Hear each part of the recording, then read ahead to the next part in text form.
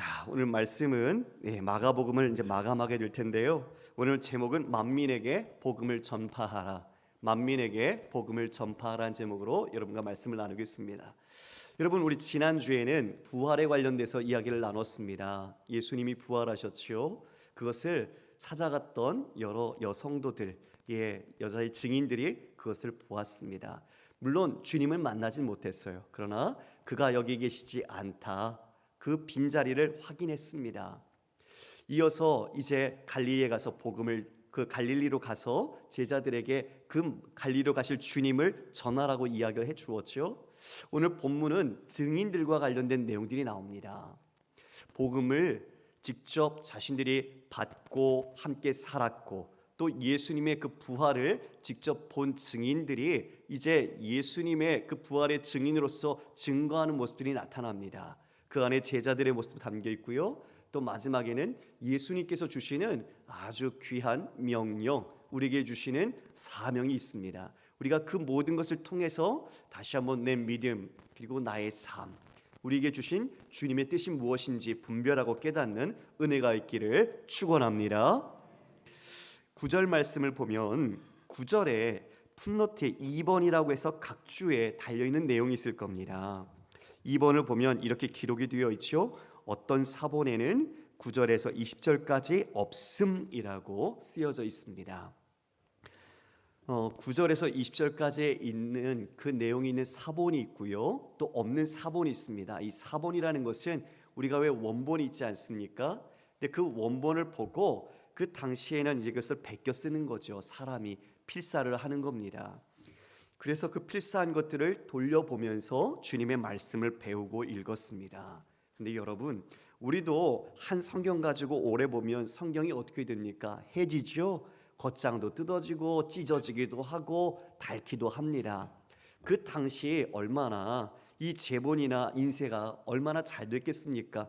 그들이 글로 쓴 것이 돌려보면서 찢어지고 훼손되기도 하고 그런 것들이 나타났죠.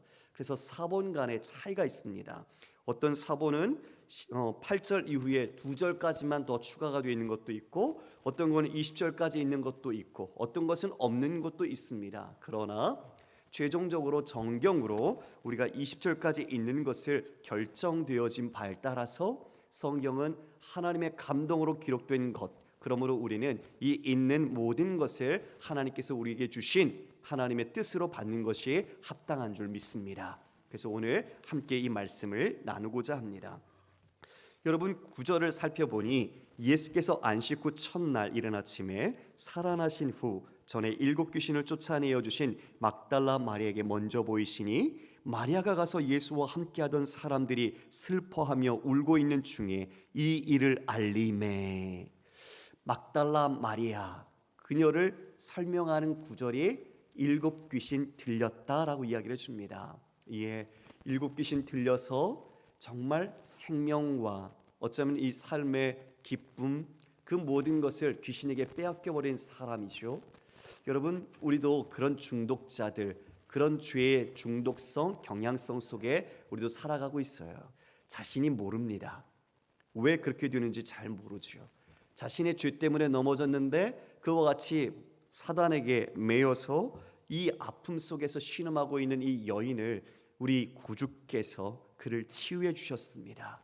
그에게 새로운 생명, 새로운 삶, 진정한 자유, 하나님의 형상을 회복해 주신 것이죠. 그 이후로 이 막달라 마리아는 헌신적으로 주님을 섬겼습니다. 정말 주님을 사랑했습니다. 그 사랑으로 얼마나 주님과 늘 함께하기를 원했겠습니까?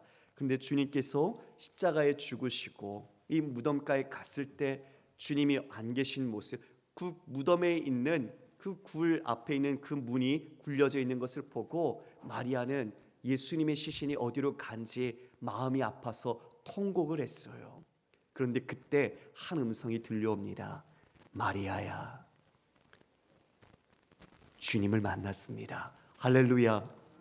사모하고 사랑하는 그 막달라 마리아에게 주님께서 찾아오셔서 만나 주셨습니다. 그 타 복음서에 이 내용이 기재되어 있는데요. 이와 같이 그 마리아가 주님을 만난 뒤에 여러분 어떤 마음이 들었을까요? 기뻤겠지요. 너무나 마음이 정말 행복했겠지요.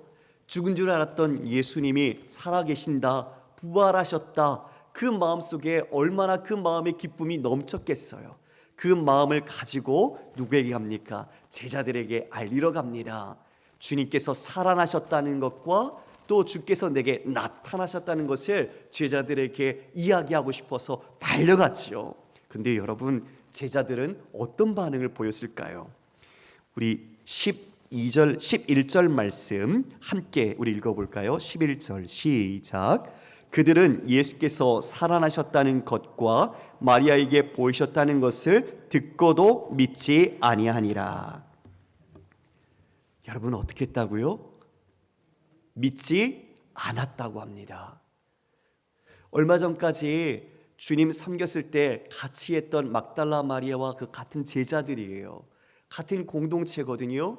그런데 지금 그녀가 와서 말을 하는데 주님이 부활하셨고 내게 나타나셨다는 것을 이야기했는데 뭐라고 얘기해요? 믿지 아니하더라.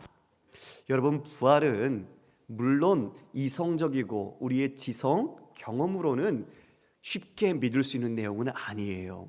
그런데 지금 막달라 마리아가 이와 같이 경험하고 그 부활의 증인으로서 와서 제자들에게 이야기했는데 제자들의 반응은 싸늘합니다. 냉담했어요. 제자들이 이렇게 생각하지 않았을까요? 참 주님을 너무나 사랑하더니 주님이 십자가에 죽자 마음이 너무 상실이 커서 이제 다시 예전처럼 미쳤구나. 일곱 귀신 들렸던 그 옛 모습을 다시 떠올리면서 이 여자가 하는 말이 실성했구나. 그렇게 제자들이 생각하고 세죠. 그리고 유월절 그 마지막 만찬에서도 그와 같이 그 떡과 포도주로 자신의 살과 피를 상징하며 그 자신의 죽음이 어떤 의미인지 분명히 가르쳐 주셨죠. 그런데 그들은 그 모든 것을 잊어버렸나 봅니다. 그 어떤 것도 기억하지 못하나 봅니다. 믿음은 온데간데 없이 믿지 않았다. 그 막달라 마리아의 말을 미친 소리처럼 여겼던 거죠. 그런데 이 첫 번째 부활의 목격의 증인이 아니라 또 다른 증인이 나와서 이야기합니다. 12절 13절 말씀입니다. 그 후에 그들 중 두 사람이 걸어서 시골로 갈 때에 예수께서 다른 모양으로 그들에게 나타나시니. 두 사람이 시골로 걸어갔다. 누가복음에 보면 이 사람들을 엠마오로 가는 두 제자라고 이야기를 합니다. 약 예루살렘에서 10여 킬로 정도 떨어진 곳, 그곳으로 이제 낙심해서 예수님이 죽고 그리고 예수님이 부활했다는 이야기도 들었어요. 왜냐하면 누가복음에 이와 같이 한 사람의 이름이 기록되어 있는데요. 누가복음 24장 우리 그 말씀을 보도록 하겠습니다. 띄워주시겠습니까? 우리 함께 읽어볼까요? 시작.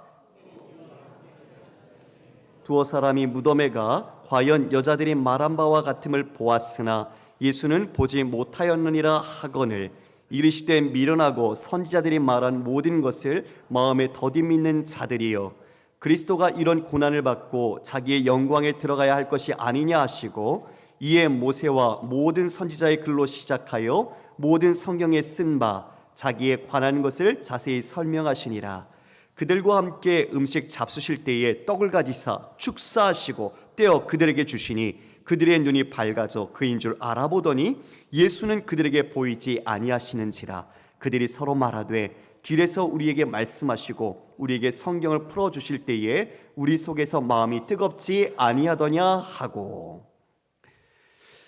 낙심하고 절망 가운데 있던 두 제자, 그 중에 한 사람이 글로바인데요, 글로바의 아내 마리아가 예수님이 십자가에 못 박히신 그 현장, 그리고 예수님이 묻혔던 그 무덤가에 가서 예수님이 안 계신 것을 보았습니다. 그러므로 이 글로바도 그 내용을 이미 잘 알고 있었죠. 그러나 아무도 부활하신 예수님을 자신은 보지 못해서 자신이 낙향하듯 엠마오를 향해 내려가고 있었어요. 그런데 그때 다른 모양으로 예수님께서 그들과 동행하셨습니다. 이것을 자신들의 눈이 가리워졌다라고 표현을 합니다. 하나님께서 주권적인 것으로 그들의 눈을 가리사 그 예수 그리스도를 깨닫지 못하게 하셨던 것이죠. 왜요? 중요한 깨달음을 주기 위해서입니다. 그들이 지금 이렇게 내려가고 있는 중에 예수님께서는 그들에게 말씀을 가르쳐 주십니다. 모세와 선지자의 글, 모세오경과 예언서에 되어 있는 바로 메시아의 고난과 그리고 그와 대한 영광에 관련된 내용들, 그 내용들을 말해주는 것이죠. 이 미련하고 선지자들이 말하는 것을 마음에 더디 믿는 자들이여, 미련하다, 더디 믿는다라고 그들에게 이야기하시면서 말씀을 풀어주셨습니다. 자기에게 쓴 그 모든 내용, 인자가 받아야 될 고난, 그리고 이후에 인자의 영광에 관련된 글을 다 설명을 해주신 것이죠. 그리고 그들이 집에 도착하여 음식을 잡수실 때에, 떡을 뗄 때에, 축사하실 때에, 그들에게 주실 때 그들의 눈이 밝아져서 예수님인 줄 알아보았다고 말합니다. 여러분, 무엇인가 연상되지 않으십니까? 조금 전에 말씀드린 것처럼 6월절 만찬, 떡을 떼실 때에 그들의 눈이 밝아졌습니다. 바로 예수 그리스도 자신의 몸 살을 찢어서 주실 것을 상징적으로 드러낸 바로 그 행위의 언어가 다시 이 자리에서 재현되고 있는 거죠. 그 상황 속에 그들의 눈이 밝아져 그분이 예수인 줄 알아보았습니다. 그러나 그 순간 주님께서는 보이지 않았다고 말합니다. 예수님의 부활한 몸은 단지 나사로나 나인성 과부의 아들이 소생한 것처럼 그 같은 육신의 몸이 아닙니다. 그 몸은 신령한 그리고 영광과 권능을 가진 새로운 몸이죠. 그래서 그 몸은 육체를 가지고 있어서 만져지기도 하고 주님의 십자가의 그 흔적들이 다 있고 그리고 음식도 드시지만 순식간에 사라질 수 있는 그런 몸입니다. 우리도 그런 몸을 우리가 입게 될 줄 믿습니다. 주님께서 그에게 그렇게 보이셨습니다. 나타나 예수 그리스도의 부활을 그들에게 보이셨습니다. 여러분, 그들이 그 마음 그리고 그 상황 속에서 어떻게 했을까요? 근심하며 내려갔던 그 길 다시 돌이켜 예루살렘을 향하여 올라갑니다. 제자들에게 예수님이 부활하셨다, 예수님이 내게 나타나셨다, 말씀대로 내게 풀어주셨고 그분이 이 고난과 이 영광을 위하여 다시 이와 같이 모든 것을 성취하셨다, 이것을 증거하러 갔습니다. 그런데 여러분, 제자들에게 도착해서 이 귀한 이야기를 전했을 때 제자들의 또 다른 반응은 무엇이었을까요? 우리 13절 말씀을 함께 읽어볼까요? 시작. 두 사람이 가서 남은 제자들에게 알리었으되 역시 믿지 아니하니라. 뭐라고요? 역시 믿지 않았다. 역시라는 단어가 마음속에 한동안 걸렸습니다. 왜 역시였을까? 왜 그들은 주님의 그 부활을 믿지 못했을까? 여러분, 그들은 어떤 사람들입니까? 자신의 모든 생업을 포기하고 예수님을 따랐던 사람입니다. 예수님과 3년 동안 제자 훈련을 직접 받았던 사람들입니다. 놀라운 이점, 말씀의 가르침을 육성으로 들었던 사람들입니다. 그리고 그들은 그 부활, 소생한 사람들까지 직접 경험을 했습니다. 나사로야 나오너라. 그 앞에 그 모든 붕대를 감싸고 수건을 감쌌던 바로 그가 걸어 나온 것을 보았던 사람들입니다. 그런데 예수님이 살아난다는 것은 믿지 못했을까요? 그들은 과연 믿음이라는 게 무엇이었을까요? 무엇을 믿었을까요? 이 질문 앞에 한동안 멈춰 있었습니다. 우리의 믿음은 어떨까? 우리도 내가 믿는다고 말은 하면서도 내 생각, 경험, 이성을 따라서 취사 선택하고 내가 원하는 것만 믿는 믿음의 모습은 아닐까? 그런데 여러분, 편식하는 믿음은 건강한 믿음, 올바른 믿음이 아닙니다. 믿음은 전적인 신뢰입니다. 주님을 향해 내 온 삶을 내어드리며 그분의 말씀을 청종하고 순종하는 것이 우리가 가져야 할 진정한 믿음입니다. 그런데 이들은 역시 믿지 않았다고 합니다. 우리는 왜 사도들이, 제자들이 형편이 이거밖에 없나? 이 정도 수준밖에 안 되나? 우리는 그렇게 내 믿음의 잣대로 생각할 수 있죠. 그런데 그들이 바로 우리입니다. 바로 그들이 우리입니다. 우리도 부활에 대해서 듣고 알지만 이 자리에 그 부활을 자신의 신앙의 고백으로 믿고 그 부활의 신앙과 능력을 가지고 살아가는 성도님들 스스로 하나님 앞에서 우리가 점검해 본다면 얼마나 될까요? 제자들이 역시 믿지 않았다. 여러분, 제자들의 상황을 함께 한번 돌아봤으면 좋겠습니다. 제자들이 11명 모였습니다. 한 명이 어디 갔지요? 가룟 유다. 그는 예수님을 배신하고 스스로 목숨을 끊었습니다. 11명이 모였습니다. 근데 그 11명이 지금 어떤 마음일까요? 11명의 마음속에는 한 명이 안 보이면 자기 살자고 또 우리 파는 거 아니야? 제2의 가룟 유다처럼 우리를 넘기려고 하는 거 아니야? 그들 안에 그 배신의 상처와 의심의 눈초리가 있습니다. 예수님의 죽음, 그 공포, 그리고 자신들을 언제든지 잡으러 올 수 있는 로마의 군사들, 그 앞에 자신들은 꽁꽁 숨어있는 위축된 모습. 여러분, 믿음 없는 이 모습들, 과연 이게 제자의 모습이고 이것이 신앙 공동체의 모습이라고 우리가 말할 수 있을까요? 믿음은 정말 하나님의 전적인 은혜라는 것을 깨닫습니다. 형편없는 모습들, 정말 구제불능의 모습들이 여실히 고발이 되고 있어요. 저는 이 제자들 모습 보면서 이런 생각이 좀 들었어요. 만약 제가 예수님이라면 이번 프로젝트는 실패했다. 아무래도 너희는 구제불능이라 안 되겠다. 내가 부활한 모습으로 새로운 사람들 보여주고 그리고 그들 중에 좀 능력 있는 사람 택해서 내가 남은 사역을 좀 이루어야겠다. 너희들은 여기서 오늘로 이제 헤어지자. 이랬을 것 같아요. 근데 예수님은 그러지 않으셨어요. 예수님이 어떻게 하셨을까요? 우리 그 다음 절 14절을 함께 읽어보겠습니다. 시작. 그 후에 11 제자가 음식을 먹을 때에 예수께서 그들에게 나타나사 그들의 믿음 없는 것과 완악한 것을 꾸짖으시니 이는 자기가 살아난 것을 본 자들의 말을 믿지 아니함일러라. 여러분, 희망이 없고 절망 가운데 빠져있는 그 제자들, 믿음이라고는 전혀 찾아볼 수 없는 그런 제자들에게 누가 오셨습니까? 주님이 찾아오셨습니다. 여러분, 주님이 오시면 해결되는 줄 믿습니다. 주님이 우리와 함께 하시면 그 모든 것을 능히 이길 수 있는 줄 믿습니다. 제자들을 찾아오셨습니다.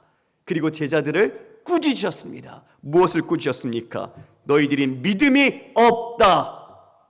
믿음이 없어요. 제자들이 믿음이 없다는 것이 드러났습니다. 그리고 마음이 완악하다고 합니다. 이거는 굳은 마음입니다. 딱딱해져 있는 마음, 자신의 생각, 경험, 이성, 판단 속에서만 받아들이고 그 외의 거는 다 배척하는. 그러니까 지금 첫 번째 이 막달라 마리아가 왔을 때에 이 부활의 증인의 이 목소리를 믿지 않았죠. 그건 쓸데없는 헛소리야, 이렇게 여겼어요. 물론 유대에 있어서는 여인은 증인의 자격이 없었습니다. 그리고 증인의 숫자는 2명 이상이어야 합니다. 거기에 충족이 되지 않죠. 그런데 여러분, 두 번째 증인을 보세요. 두 번째 증인은요, 두 사람이고 그들은 분명하게 실성하지 않은 사람이었고 분명히 이름과 그 모든 삶을 함께 정상적으로 영위했던 제자들이 와서 이야기한 겁니다. 그런데 그걸 어떻게 했다고요? 역시 믿지 않았다. 예수님께서 보내신 거죠. 그들에게 가서 전하라고 말씀하신 거죠. 그 전했는데 믿지 않았어요. 그래서 믿지 않음을 지금 주님은 꾸짖으십니다. 그리고 너희의 마음이 이와 같이 완고한 것, 굳어져 있는 마음을 책망하십니다. 성도 여러분, 우리의 마음과 믿음은 어떻습니까?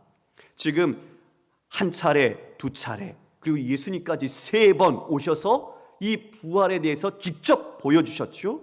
우리 11절 말미를 잠깐 보면요, 11절 끝에 듣고도 믿지 아니하니라, 그리고 13절 끝에도 역시 믿지 아니하니라, 14절 끝에도 살아난 것을 본 자들의 말을 믿지 아니함일러라. 3차례에 걸쳐서 제자들의 믿지 않는 불신앙의 모습을 그대로 기록해 놓고 있습니다. 그들은 예수님의 말씀, 예수님이 부활한다는 말씀을 믿지 못한 게 아니에요. 예수님을 믿지 못한 겁니다. 말씀만 믿지 못한 게 아니에요. 그분의 인격, 그분이 하신 말씀을 넘어 그분 자체를 믿지 못한 거예요. 그러니 부활의 증인들이 이렇게 와서 간증하고 이야기하고 증언해도 그들은 그것을 다른 소리로 여겼던 것이죠. 우리 성경에는 수많은 신앙의 선배들, 선조들이 있습니다. 그들이 우리보다 더 험하고 더 어려운 상황 속에서 믿음을 지키며 살아갔다는 것을 우리들에게 이야기해 주고 있지요. 근데 여러분, 우리는 그것을 어떻게 받아들이고 있습니까? 과거의 스토리, 역사적인 이야기, 동화와 이솝우화 같은 그런 것으로 우리가 치부하고 있다면 우리도 제자들과 다를 바 없습니다. 그들은 여전히 살아 있습니다. 육체적으로는 죽었지만 그들은 주님 안에 영원히 살아있고 우리는 나중에 그들을 만날 겁니다. 그들이 지금 몇천 년 전부터 우리에게 하나님의 나라와 그 복음과 그리고 어떠한 신앙의 모습을 가지고 살아야 하는지 수많은 신앙의 선배들이 우리에게 가르쳐주고 이야기해주고 있어요. 바로 그것이 한 초점, 예수 그리스도를 향하고 있는 것이죠. 그런데 우리는 그것을 듣고 있지만 그것을 정말 이런 증언으로서 우리가 받아들이고 있습니까? 만약 우리가 지금 그것을 우리가 믿음으로 신뢰하지 못하고 있다면 우리도 이들 제자들과 다를 바 없는 모습일 겁니다. 주님은요, 지금 이들을 이렇게 책망하시고 난 뒤에 놀라운 일을 하십니다. 정말 이들이 믿음직스러운 사람입니까? 아니잖아요. 여러분, 우리 한번 생각해 보세요. 새로운 사업을 하려고 합니다. 그러면 사업에 파트너가 좀 필요해서 누군가와 함께 좀 같이 일을 하려고 해요. 아니면 친구를 누군가를 사귀려고 합니다. 아니면 새로운 누군가 관계를 맺으려고 할 때에 여러분을 믿지 않는 사람들, 여러분을 신뢰하지 않는 사람들과 사업과 친구와 관계를 맺으며 여러분의 삶을 공유하시겠습니까? 아니죠. 그렇죠. 맞습니다. 믿을 수 있어야 사업도 같이 하고, 믿을 수 있어야 서로의 마음을 나누고 비밀을 나누며 인격적인 관계를 서로 교제로 나눌 수 있습니다. 그런데 지금 제자들의 모습은 전혀 불신앙자의 모습이에요. 전혀 믿음이 없는 그런 낯짝없는 볼품없는 모습이라고요. 그런데 예수님이 그들에게 무엇을 말씀하시죠? 우리 그 다음 절 한번 보시겠습니까? 15절 우리 함께 읽겠습니다. 시작. 또 이르시되 너희는 온 천하에 다니며 만민에게 복음을 전파하라. 여러분, 이게 좀 뭔가 넌센스 아닌가요? 논리적으로 좀 잘 이해가 되지 않아요. 베드로가 3차례 예수님을 부인한 것처럼 지금 이들이 이 목격자들이 이야기한 것들을 다 믿지 않은 것, 그것은 예수님을 부인한 것과 똑같거든요. 아니, 어떻게 그런 사람들에게 지금 예수님께서 온 천하에 다니며 만민에게 복음을 전하라고 그러죠? 아니, 붙잡힐까봐, 자기네들 들킬까봐 지금 숨어 있다고요. 처지를 보세요. 자신들은 믿음도 없어요. 그런 자들에게 지금 온 천하에 다니며 만민에게 복음을 전하라니, 이 뭔가 앞뒤가 안 맞지 않아요? 그치요, 여러분? 저만 그런가요? 고개를 좀 끄덕끄덕 해주시면 네, 참 그렇죠. 여기에 믿음이 무엇인가가 들어져 있습니다. 성도 여러분, 하나님은요, 하나님의 일을 하십니다. 하나님은 인간의 조건과 인간의 논리와 인간의 능력을 가지고 하나님의 일을 이루시지 않습니다. 바로 그것을 여기에서 말하는 겁니다. 복음은 사람의 능력과 조건과 사람의 탁월함에 있는 것이 아니다. 복음은 내가 한다. 복음은 하나님께서 이루신다라는 것을 이와 같이 우리에게 밝히 말씀해 주고 있습니다. 고린도전서 1장 27절 28절에 이와 같이 우리에게 전하고 있습니다. 그러나 하나님께서 세상에 미련한 것들을 택하사 지혜 있는 자들을 부끄럽게 하려 하시고 세상에 약한 것들을 택하사 강한 것들을 부끄럽게 하려 하시며 하나님께서 세상에 천한 것들과 멸시받는 것들과 없는 것들을 택하사 있는 것들을 패하려 하시나니. 하나님은요, 인간이 갖고 있는 우월함, 탁월함, 그것을 가지고 하나님의 일을 하시지 않습니다. 물론 우리 요셉처럼 다니엘처럼 어떠한 총리로서 필요한 일을 위하여 높이시고 하나님은 사용하십니다. 그러나 그것이 개인의 영광과 개인의 어떤 부를 위한 것이 절대 아니죠. 많은 경우 이와 같이 하나님의 사람을 쓰시는 용병술은 약한 자, 가난한 자, 힘이 없는 자, 천한 자, 그와 같은 사람들을 통해 하나님은 복음을 허락하시고 그들에게 믿음을 주시고 그들을 의롭다 하시고 그들을 구원 백성 삼으셔서 하나님의 복음을 맡기시고 하나님의 일을 이루어 가십니다. 이것이 신비입니다. 이것이 은혜입니다. 만약 세상에서 주어지는 어떤 자격증처럼 우리가 그 자격증의 시험을 통과해야 한다면 우리는 주님의 기대 수준을 맞출 수가 없어요. 우리는 그러한 능력이나 그러한 공로나 그러한 자격이 전혀 없습니다. 그런 우리를 하나님은 긍휼히 여기셔서 자신이 십자가의 죽으심으로 우리의 죄를 대속하시고 우리에게 하나님 나라의 진정한 부요함 그리고 주님 안에서의 그 영광스러움을 우리에게 베풀어 주신 것입니다. 성도 여러분, 바로 여러분이 그런 존귀한 자입니다. 주님의 사랑을 받은 자, 주님의 은총을 받은 자, 억만금을 주고로서라도 가질 수 없는 믿음, 그리고 그 복음의 사명을 받은 자가 바로 우리입니다. 주님께서 그들에게 이 귀한 사명을 주셨습니다. 온 천하에 다니며 만민에게 복음을 전하라. 그들에게 또한 그 한 가지 더 귀한 표적들을 주시며 이야기를 하는데요, 16절에는 믿고 세례를 받는 사람은 구원을 얻을 것이다, 믿지 않는 사람은 정죄를 받을 것이다. 우리가 알고 있는 구원에 있어서 한쪽은 선택을 받지만 한쪽은 유기당하는 상실한 마음을 그대로 내버려 주시는 것을 보게 되죠. 믿음으로 우리는 공적인 자리에서 내 신앙을 드러내는 것이 세례입니다. 단지 세례를 받는다고 자동적으로 구원을 받는 것은 아니죠. 믿음으로 구원을 받습니다. 그런데 이것을 믿지 않는 자들이 있다는 거죠. 그들이 정죄를 받을 것인데 바로 지금 믿지 않는 그 모습 자체가 이미 그들은 심판을 받고 있는 겁니다. 의인은 영생에, 그리고 이와 같이 주님을 믿지 않는 자들은 영벌에 들어가게 됩니다. 이어 그들에게 믿는 자에게는 이런 표적이 따를 것이다. 표적은 세메이온이라는 단어인데요, 이적, 기사라는 것입니다. 이 말은 단순한 기적을 의미하는 것이 아니라 하나님의 뜻하신 목적이 있는 사인이라는 것인데요, 그 사인은 무엇으로 드러나는가? 우리 20절 말씀을 먼저 읽어볼까요? 20절에 제가 읽겠습니다. 제자들이 나가 두루 전파할세 주께서 함께 역사하사 그 따르는 표적으로 말씀을 확실히 증언하시니라.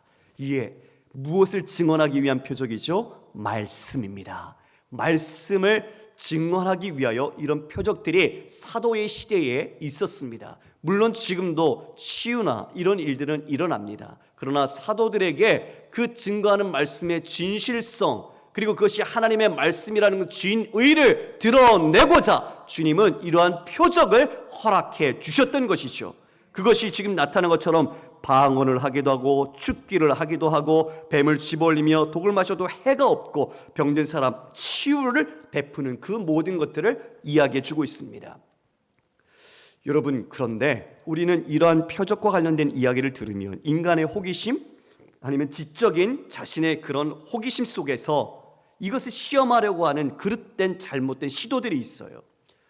자신이 이러한 능력이 있다, 내게 이러한 능력을 하나님께 주셨다는 것으로 이것을 자꾸 드러내며 하나님 앞에서 이것을 시험하려고 하는 시도들이 있다는 겁니다.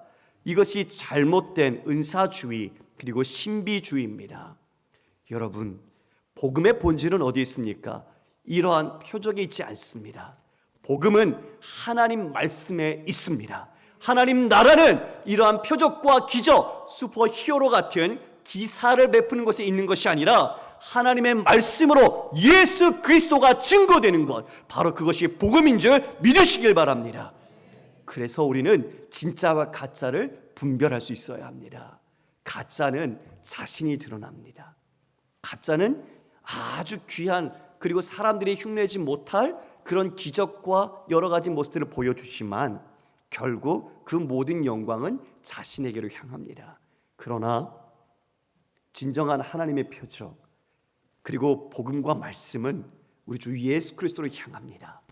주님이 우리의 주인 되신다는 것, 주님이 복음의 핵심이 되신다는 것, 그리스도가 왜 이 땅에서 오셨고 죽으셨고 부활하셨는지 그 목적, 복음의 내용을 증거하는 것입니다. 그래서 여러분, 이 기준으로 여러분은 분별력을 키우십시오. 하나님의 말씀을 마음속에 새겨서 그것으로 여러분이 흔들리지 않도록 여러분 자신을 지켜야 할 것입니다. 멜리데 섬에 난파를 당해서 사도 바울이 로마로 가다가 거기에 머물렀습니다. 날씨가 비가 오고 추웠다고 그래요. 그래서 모닥불을 피웠는데 더 한 무더기의 나무를 거기에 집어넣을 때 독사가 바울의 손을 물었습니다. 원주민들은 저 사람 죄인이구나, 진짜 죄 지었네, 이렇게 얘기를 했어요. 그런데 죽지 않는 거예요. 독사에 물렸는데 바울이 죽지 않았습니다. 그때 사람들은 바울을 신이라고 부릅니다. 이처럼 이런 표적들을 통해 하나님은 하나님의 말씀이 진짜라는 것, 그리고 그것이 진실로 하나님의 말씀이라는 것을 입증해 내시는 것이죠. 그와 같이 이런 표적들이 나타났고요. 이후에 이 19절에 주님께서 이와 같이 승천하십니다. 우리 19절 말씀을 읽겠습니다. 주 예수께서 말씀을 마치신 후에 하늘로 올려지사 하나님 우편에 앉으시니라. 여러분, 하나님께서 승천하셨다, 승귀죠. 주님께서 이 땅에 내려오셨습니다. 비하입니다. 성육신, 그리고 고난당하시고 죽으심, 장사되심, 이것이 예수 그리스도의 비하입니다. 그러나 예수님께서 다시 승귀 올라가십니다. 부활하셨습니다. 그리고 승천하셨습니다. 그리고 하나님 보좌 우편에 재위하셨습니다. 하나님의 아들이심을, 진정한 메시아이심을, 이 모든 지상의 사역을 완결하셨다는 것을 증명하신 것입니다. 할렐루야. 이제 우리에게 이 지상의 사역을 맡기셨습니다. 주님은 위에서, 하늘 보좌 위에서 통치하시고 그리고 우리를 위해 중보하십니다. 성도 여러분, 오늘 우리에게 주어진 말씀이 무엇입니까? 만민에게 복음을 전파하라. 정말 복음을 들을 수도 없고 그 위대한 사명, 그 복음을 위탁받을 수도 없는 불의한 자, 죽을 수밖에 없는 자, 정말 죽음과 어둠의 권세에 잡혔던 자, 바로 그런 우리에게 그 위대한 놀라운 하나님 나라의 일을 맡겨주셨습니다. 회사에서 회장님이 직접 지시해서 무언가 일을 주면 그 일이 힘들고 어려울 수 있겠죠. 그런데 그게 영광이 됩니다. 그런데 하물며 하나님께서 여러분에게 주신 것이야말로 이 세상 온 우주를 다 줘도 바꿀 수 없는 영광스러운 직분이 아니겠습니까? 우리에게 바로 그 위대한 사명, 복음의 증언, 바로 예수 그리스도의 부활의 증인의 사명을 우리에게 허락하셨습니다. 우리에게 주신 위대한 표적이 무엇이죠? 여러분에게 지금 이와 같이 만민에게 복음을 전할 수 있도록 주신 능력이 무엇입니까? 예수님 승천 후에 보혜사 성령을 우리에게 보내주셨습니다. 성령님은 떠나지 않고 우리 안에 내주하여 사십니다.